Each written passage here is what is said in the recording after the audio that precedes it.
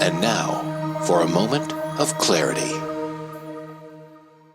Well, he campaigned this week with a guy who was an unindicted co-conspirator in the 1993 World Trade Center bombing and served as a character witness for Omar Abdel-Rahman, the terrorist who organized it. So Sarah Palin used to say Obama palled around the terrorists, which was bullshit. But I just don't know if this is a great look for the party. I really don't. My take is, I think what's being left out in this conversation is probably the most important ingredient, and that is the people of New York.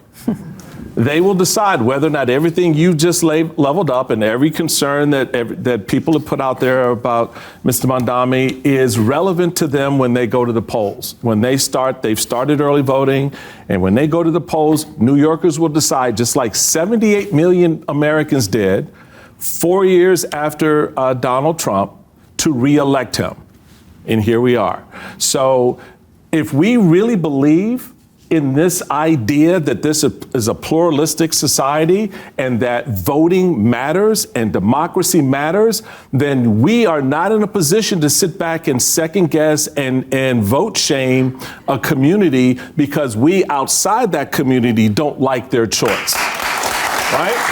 So what we have to do, this is the tripwire, Bill, for this country right now, because everybody's got an opinion about shit that don't matter to them. I don't live in New York. I live in Maryland. Wes Moore was my governor in Maryland. And those of us who know Wes campaigned and who liked him, campaigned for him and voted for him. Those of us who didn't. That's the way the system works. And so, Mondami, and here's the last piece, having been the lieutenant governor of a state, and worked with every municipality in my state, with the mayors and the city councils, he's going to have to govern. So all of the stuff he's out here talking about he's going to do, and free markets, and I'm going to give you this, I'm going to give you that, wait till the city council has something to say about it. Wait till the governor of New York has something to say about it. Yeah. And then all of a sudden, when she says, well, we're not sending money to the city of New York to do that, Mr. Mondami will have a different conversation than the one he's having right now. And more importantly, the people of the city, when he starts to stray from, and this goes back to your very first point in this conversation about Trump, when the leadership starts to stray, the people should course correct. The people should have something to say, whether it is a march, whether it is a protest, whether it's going to City Hall and sitting out front of his office. So I'm just waiting, let the voters vote, and then we can decide what this all looks like. I don't think it's a bellwether for the country. I think it's a bellwether for New York. Yeah. Well, that's why it's a debate show. You have every right to... No, but you make the point. No, I get it. But I disagree, but the one thing I wanted to follow up on, though, is you said it's okay that we don't care about shit that doesn't affect us.